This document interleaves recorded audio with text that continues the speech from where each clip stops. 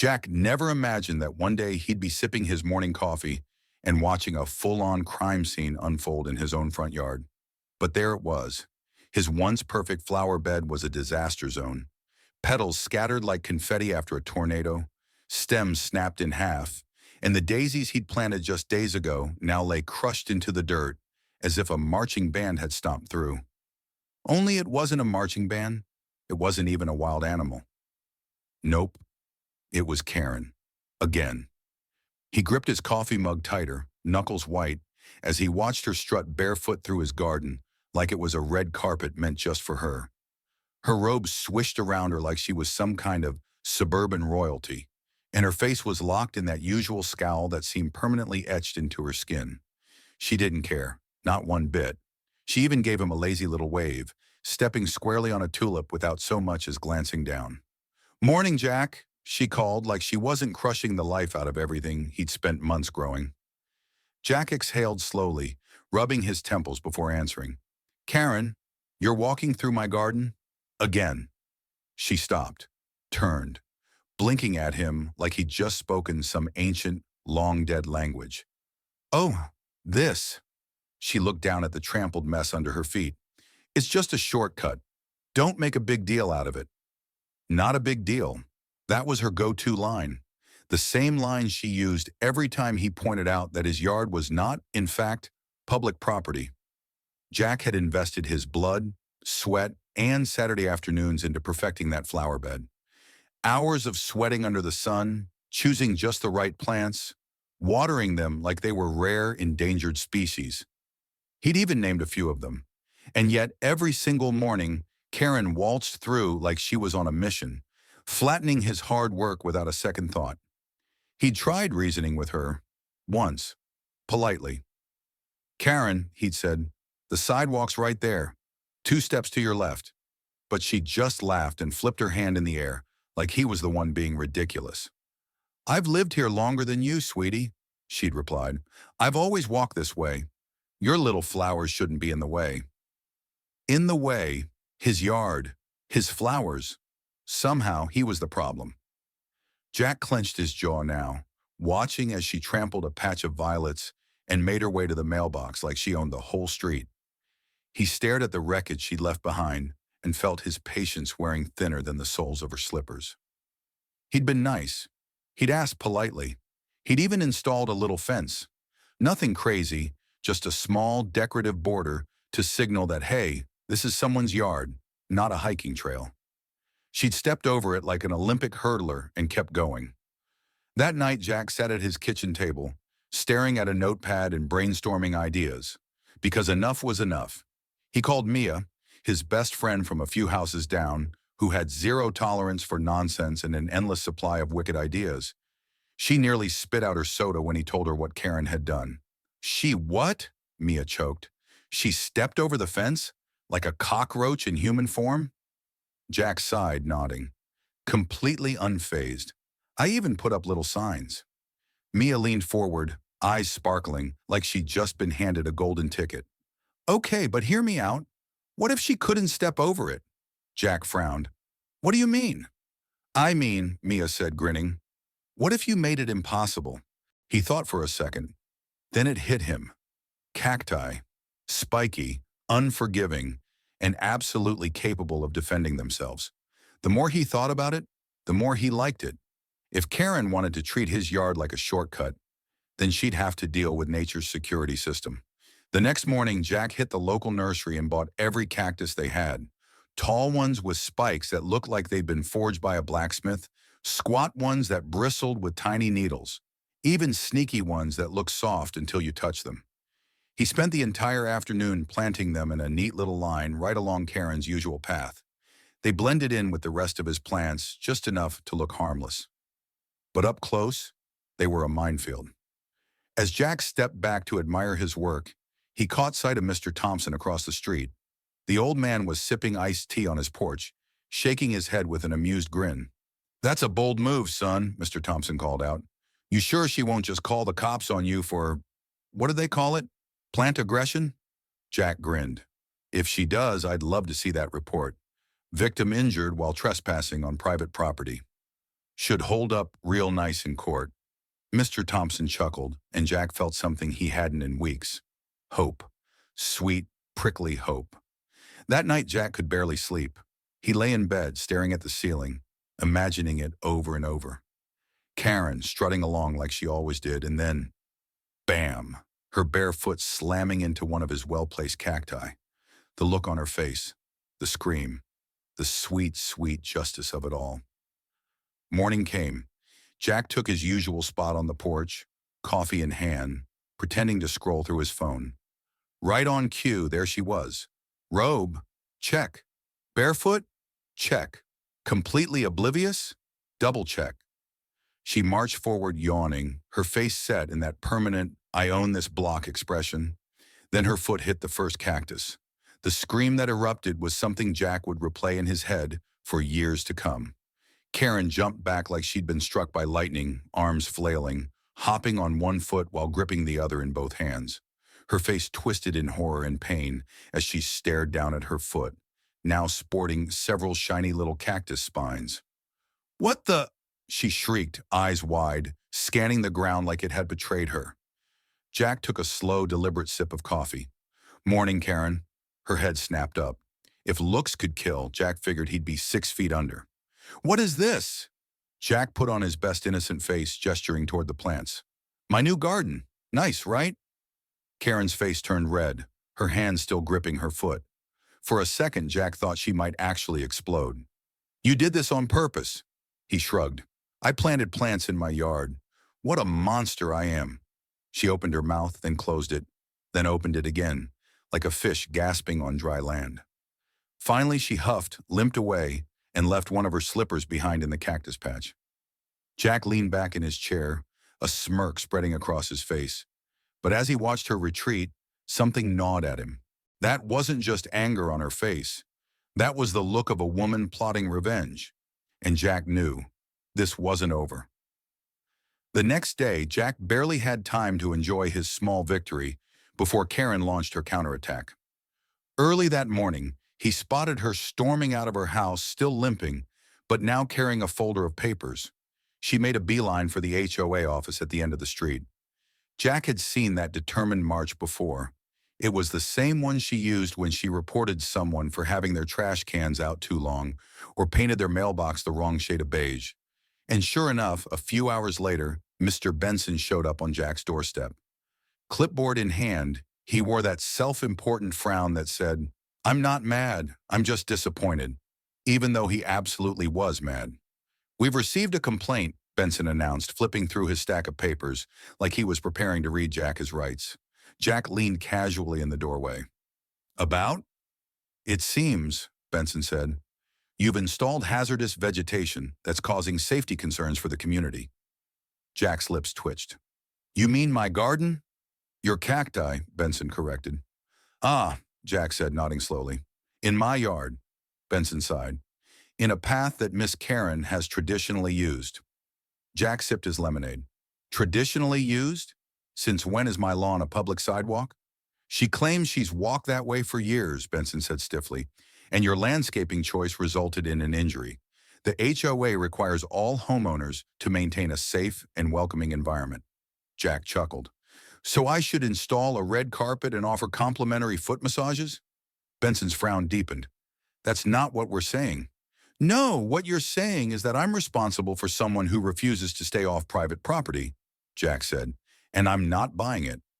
Benson rubbed his temple, already exhausted. "If a plant is deemed hazardous, we can request its removal." Jack smirked. "Funny. How many other people on this street have cactus gardens?" Benson hesitated. "That's what I thought," Jack said. "Karen's just upset because for once she didn't get her way." Benson sighed again. "You have 1 week to remove the cacti, or face fines." Jack nodded slowly, filing that away. "Got it. 1 week." But Jack wasn't planning on pulling up a single cactus. That night, he pored over the HOA handbook, searching for a loophole. And then, buried in the dry, dull pages, he found it. Decorative rock gardens featuring native desert plants were not only permitted, they were encouraged. Jack grinned. He didn't need to remove the cacti. He just needed to upgrade. By the time the sun rose the next day, Jack was already up, coffee brewed, gloves on, and a plan in motion. If Karen wanted to play HOA games, he'd play them better. He placed an order for bags of gravel, large river stones, and enough drought-tolerant plants to turn his little front yard into a slice of the Mojave. Agave, yucca, desert roses, each one carefully selected, each one perfectly legal. And yes, he threw in even more cacti for good measure. Spiky little guardians of peace. By the time he was finished, his garden wasn't just a patch of plants anymore. It was a work of art, a native plant rock garden, compliant in every way, with a tasteful wooden sign that read, "Protected Native Garden. Please do not disturb." It wasn't just within HOA rules. It was practically their poster child. As Jack stood there wiping the sweat from his brow, Mr. Thompson strolled by again, nodding with approval. "Looks good, son," the old man said, tipping his hat. "Real good. Might have to do one of those myself." Jack smiled, feeling the satisfaction seep into his bones. For once, the yard wasn't just beautiful. It was untouchable. Karen, however, was not thrilled. That evening, he spotted her standing at the edge of her driveway, arms crossed, watching his garden like it had insulted her personally. Jack could almost hear the gears grinding in her head as she tried to figure out her next move. She wasn't going to give up. He knew that, but he had no idea just how low she was willing to go. Around midnight, Jack was jolted awake by a noise outside his window, a faint rustling, too deliberate to be the wind. He slid out of bed, grabbed his phone, and pulled up the feed from his security cameras. And there she was, Karen, flashlight in one hand, gardening gloves on the other, crouching next to his prized cactus with the look of a woman on a mission. Jack shook his head, more amused than angry. He tapped the mic on his phone and spoke into the night. "Having fun, Karen?"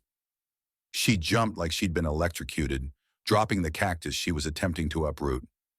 The flashlight tumbled from her grasp and bounced onto the rocks. I was just," she stammered, standing up and dusting herself off as if she wasn't holding a stolen plant 5 seconds earlier. "Stealing my plants," Jack suggested, "or just casually destroying property?" Karen huffed, trying to regain her dignity. "I'm helping. These plants are dangerous." Jack almost laughed. "So you thought ripping them out at midnight with your bare hands was the safer option?" She glared at the camera. "You can't prove anything." Jack smiled. "Smile for the cameras, Karen. All 3 of them. Oh, and the doorbell cam's got great audio." Karen froze, glancing wildly around, realizing too late that her little midnight raid was being broadcast live and in HD. Without another word, she bolted for her house, tripping over a decorative boulder on the way. Jack chuckled, already composing his email to the HOA. The next morning, Jack sent the footage to Mr. Benson along with a simple subject line: "Security concern, trespassing, and vandalism." By noon, Jack had a reply. Benson wanted a meeting with Karen. Jack didn't bother hiding his grin as he watched Karen shuffle into the HOA office that afternoon. She didn't look at him, not once, but he saw it in her posture, the stiff, fake calm of someone caught red-handed and desperate to spin the story. When she returned home later that day, she slammed her front door so hard Jack thought it might pop off the hinges. He sat back in his chair on the porch, savoring the quiet victory. But he knew her. This wasn't the end. She'd lost a battle, not the war. The next morning confirmed it. Jack spotted Karen standing on her lawn, talking animatedly with a group of neighbors. He recognized a few of them, HOA enforcer who treated regulations like commandments. She was rallying her troops, spinning her version of events with hand gestures and dramatic expressions, no doubt painting Jack as the villain of the block. And then came the cavalry. Mr. Benson again, this time with Mrs. Caldwell and another board member in tow. They approached Jack's house with the grim seriousness of a jury coming to deliver a verdict. Jack sighed, setting down his rake as they reached his gate. "We've reviewed the latest complaints," Benson said, his face unreadable. Jack folded his arms. "Let me guess. My garden is a public menace." Mrs. Caldwell gave a tight nod. "There have been concerns about pedestrian safety." Jack raised an eyebrow. "Pedestrians? The only person walking through here is Karen. And that's not a pedestrian. That's trespassing." Benson cleared his throat. "Regardless, The HOA has a responsibility to consider neighborhood concerns. Jack held up his phone. You mean concerns like breaking and entering? Because I've got plenty of footage. Mrs. Caldwell hesitated. Jack could see the uncertainty flicker in her eyes. They weren't expecting him to fight back, especially not with receipts. Before anyone could speak, a voice cut in from behind them. Actually, the voice said, Jack has a very solid case. They all turned to see Mr. Thompson strolling up the walkway. He looked casual enough, but there was a sharpness in his gaze that made Jack instantly relax. If anyone could end this circus, it was the retired lawyer from down the street. Thompson nodded politely to the board. I've lived here longer than any of you, and I know the rules. There's a clause in the HOA charter about repeated trespassing. Specifically, if someone's caught violating property lines multiple times, they lose the right to file complaints about that property. Jack blinked. He hadn't seen that one. But from the look on Karen's face, she had. Mrs. Caldwell opened her mouth, but Thompson wasn't finished. Protects people from harassment, you see. Stops folks from abusing the system. Benson grimaced. Technically, he's right. Karen stormed across her yard toward them, her face twisted in outrage. You can't be serious. He planted those spikes on purpose. On his own property, Thompson said, which he has every right to landscape as he pleases. Karen's mouth opened and closed, struggling to find a foothold. Jack finally spoke, his voice calm. If I planted a trap, Karen, then I guess every cactus garden in Arizona is a lawsuit waiting to happen. Maybe trees are traps. Maybe I should cut down my mailbox. This is harassment, she snapped, pointing a shaking finger at him. Benson looked like he wanted to disappear. Karen, based on the evidence, there's no action we can take against Jack. Karen gasped. But my foot, I was injured. Jack smiled. And whose fault is that? For a second, it seemed like she might actually explode. But there was nowhere for her to go. The board wasn't backing her up. The neighbors, many of whom had come out to watch the show, were clearly siding with Jack. Even Mrs. Caldwell looked like she was eager to move on. We'll consider the matter closed, Caldwell said, her tone final. Unless there are future violations. Karen stood there fuming. Then she spun around and stomped back toward her house. Only in her blind rage she forgot one thing. The loose cactus pad lying on the ground from her late-night raid. Her foot landed square on it. The scream that tore through the street was spectacular. Jack watched, stone-faced but amused, as Karen hopped on one foot, furiously plucking needles from her heel while muttering every curse word in the book. Mr. Benson and Mrs. Caldwell turned away, pretending not to notice. A few neighbors chuckled from their porches. Even Mr. Thompson gave a little shake of his head, hiding a smirk. Karen finally kicked off her shoe, flung it toward her porch in frustration, and slammed her door behind her. Thompson clapped Jack on the back. Well played, son. Jack laughed, feeling the weight lift from his shoulders. Highlight of my week. The HOA board members wandered off, their clipboards now unnecessary. Jack leaned against his porch railing, taking a deep breath. For the first time in weeks, the street felt peaceful again. The next morning, Jack stepped out with his watering can, expecting another confrontation. Instead, he saw Karen on the sidewalk, walking like a normal person. He smiled to himself. Sometimes nature just finds a way. Weeks passed. The flowers bloomed again. The cacti stood tall and proud. Jack added a few decorative stones and even a little bird bath. He spent his evenings on the porch with Mia and Mr. Thompson, watching the sunset.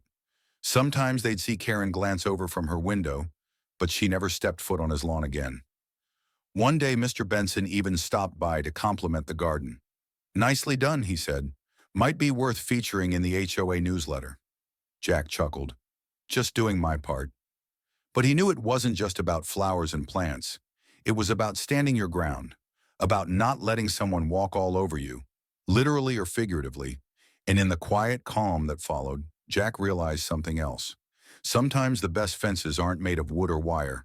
Sometimes they're just sharp enough to get the point across.